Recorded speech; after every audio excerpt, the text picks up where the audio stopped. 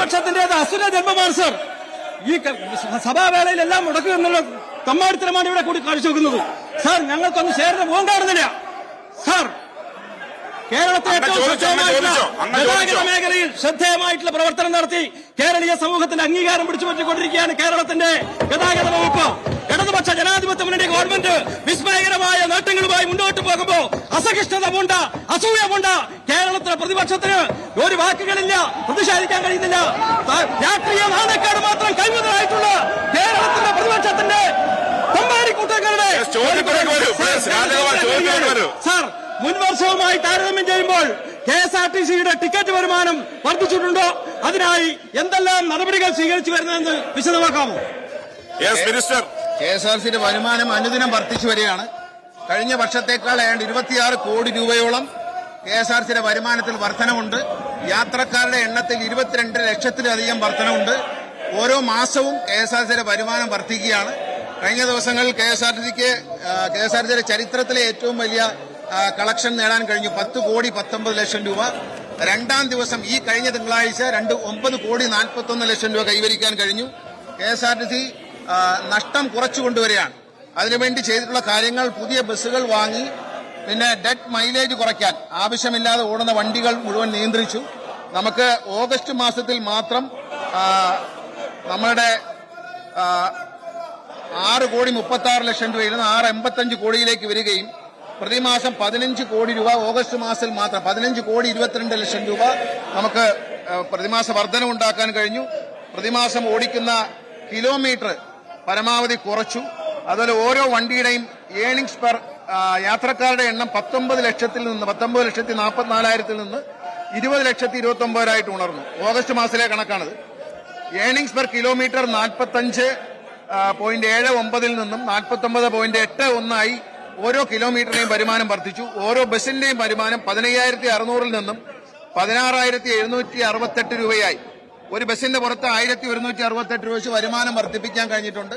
അതിനുവേണ്ടി smart card അടക്കമുള്ള, യാത്രാ കാർഡ് അടക്കമുള്ള പദ്ധതികൾ നടപ്പിലാക്കി. പിന്നെ എല്ലാം ഓൺലൈൻ പേയ്മെന്റ് സാധ്യമാക്കാൻ കഴിഞ്ഞതുകൊണ്ട് യാത്രക്കാരുടെ എണ്ണം വർദ്ധിച്ചിട്ടുണ്ട്.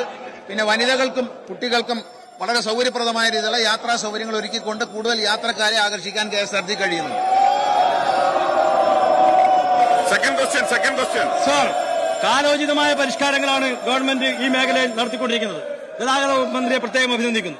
സർ, യാത്രക്കാർക്ക് മെച്ചപ്പെട്ട യാത്രാ സൗകര്യങ്ങൾ നൽകുന്നതിനും കൂടുതൽ ആകർഷകമാക്കുന്നതിനും എന്തൊക്കെ നടപടികളാണ് സ്വീകരിച്ചിട്ടുള്ളതെന്ന് വ്യക്തമാക്കാമോ?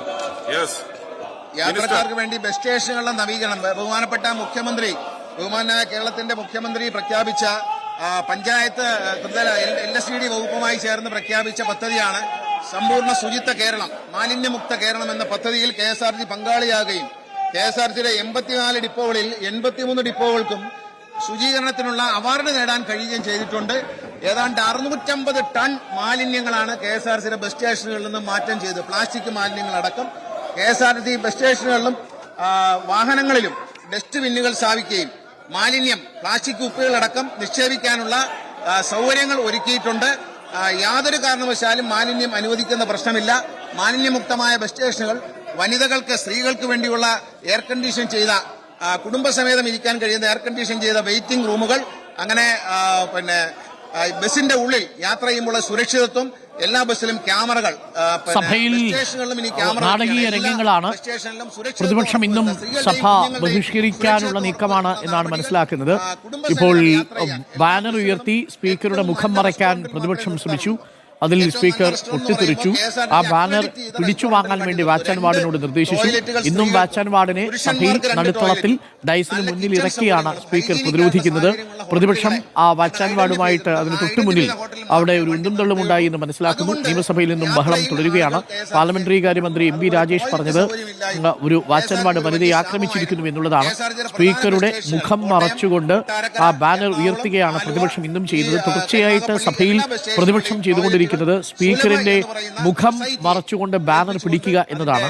അതിനെയാണ് ഇന്നിപ്പോൾ സ്പീക്കർ അതിരൂക്ഷമായ ഭാഷ വിമർശിച്ചു. ഭരണകക്ഷി അംഗങ്ങളും നടുത്തളത്തിലേക്ക് ഇറങ്ങാൻ ശ്രമിച്ചത് പിന്നീട് പാർലമെന്ററി അഫയേഴ്സ് മിനിസ്റ്റർ വിലക്കുന്ന സാഹചര്യമുണ്ടായി. അതും നമ്മൾ ദൃശ്യങ്ങളിൽ കണ്ടു. ഒരു ചോദ്യോത്തരവേളയും ഇന്നും തടസ്സപ്പെടുന്ന സാഹചര്യമാണ് ഉണ്ടാവുന്നത്.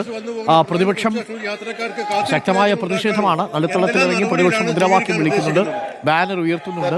ഡൈസിലേക്ക് പോകാൻ പക്ഷേ അനുവദിക്കുന്നില്ല.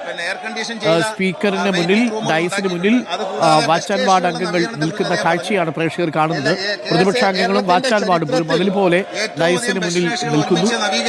പ്രതിപക്ഷത്തിന് ഡൈസിലേക്ക് കയറി ചെല്ലാൻ കഴിയുന്നില്ല.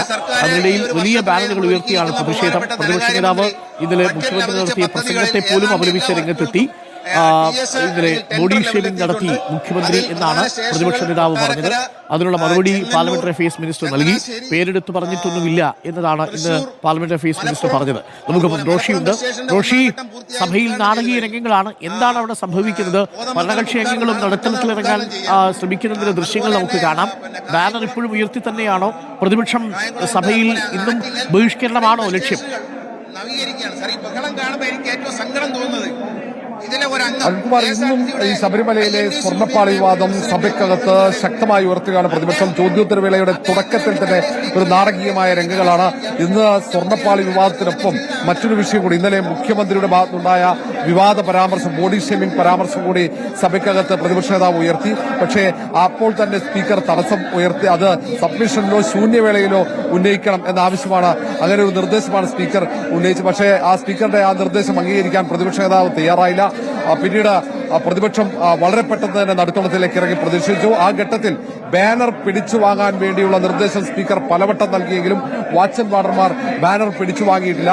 വലിയൊരു സംഘർഷഭരിതമായ അന്തരീക്ഷത്തിലൂടെയാണ് കടന്നുപോയത്. ആ ഘട്ടത്തിൽ ഭരണപക്ഷ അംഗങ്ങൾ അവരുടെ ഇരിപ്പിടത്തിൽ നിന്നും എഴുന്നേറ്റ് നടുത്തളത്തിലേക്ക് കുതിച്ചു. പിന്നീട് സ്പീക്കറുടെ നിർദ്ദേശപ്രകാരം പാർലമെന്ററി കാര്യമന്ത്രി എം പി രാജേഷ് ഈ ഭരണപക്ഷ അംഗങ്ങളോട് ഇരിപ്പിടത്തിലേക്ക് ഇരിക്കാൻ പറയുകയായിരുന്നു. ചോദ്യോത്തരവേള തുടങ്ങിക്കഴിഞ്ഞു. സഭാ നടപടികൾ ഒരു ഭാഗത്ത് പുരോഗമിക്കുമ്പോൾ മറുഭാഗത്ത് നടുത്തളത്തിൽ ബാനർ ഉയർത്തിയുള്ള പ്രതിഷേധം തുടരുകയാണ്. ഇപ്പോഴും സ്പീക്കറുടെ മുഖം മറച്ചുള്ള പ്രതിഷേധമാണ് സഭയ്ക്ക് അകത്ത് തുടരുന്നത്. ഇന്ന് 4ാം ദിവസമാണ് തുടർച്ചയായി പ്രതിപക്ഷം ശബരിമലയിലെ സ്വർണ്ണമോഷണം ആയുധമാക്കിയുള്ള പ്രതിഷേധം തുടരുന്നത്. ദേവസ്വം മന്ത്രി വി എൻ വാസവന്റെ രാജിയും ദേവസ്വം ബോർഡ് പിരിച്ചുവിടണമെന്ന ആവശ്യവുമാണ് പ്രതിപക്ഷം ഉയർത്തുന്നത്. ഇന്ന് കടുത്ത പ്രതിഷേധമാകും. ഇന്ന് ബഹിഷ്കരണത്തിലേക്ക് പ്രതിപക്ഷം പോയി കഴിഞ്ഞാൽ സ്വാഭാവികമായി നാളെ നടക്കേണ്ട നടപടികൾ അത് ഇന്നത്തേക്ക് മാറ്റി ഇന്ന് അജണ്ടയിൽ ഉൾപ്പെടുത്തി ഇന്ന് തന്നെ സഭ പൂർത്തിയാക്കാൻ, സമ്മേളനം പൂർത്തിയാക്കി പിരിയാനുള്ള, അനിശ്ചിതകാലത്തേക്ക് പിരിയാനുള്ള നീക്കമാകും ഒരുപക്ഷെ സ്പീക്കറുടെ ഭാഗത്തുനിന്നുണ്ടാവുക. ഏതായാലും ഇപ്പോഴും നടുത്തളത്തിൽ വാച്ച് ആൻഡ് വാർഡർമാരുടെ മുന്നിൽ പ്രതിപക്ഷ അംഗങ്ങൾ പ്രതിഷേധം തുടരുകയാണ്. ഇന്നലെ വാച്ച് ആൻഡ് വാർഡർമാർ ഇന്നലെ ഡയസിലേക്ക് കയറുന്നത് തടഞ്ഞപ്പോഴാണ് സംഘർഷഭരിതമായ ഒരു അന്തരീക്ഷം സഭയിൽ ഉണ്ടായത്. സമാനമായ സാഹചര്യം ഇപ്പോഴും സഭയ്ക്കകത്ത് നിലനിൽക്കുന്നുണ്ട്. അരുൺകുമാർ.